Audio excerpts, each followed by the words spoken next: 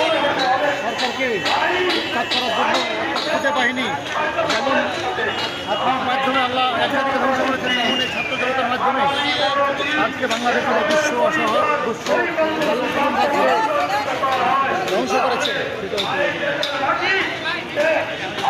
আজকে স্বৈরাচারী শেখ হাসিনার চিহ্ন হিসাবে 32 নম্বর বাড়ি ইতিহাসে এবং হাজার হাজার জনতা তাদের অন্যায়ের চিত্র পান করা তাদের কারখানায় হাত ধরে ছুটে এসেছে।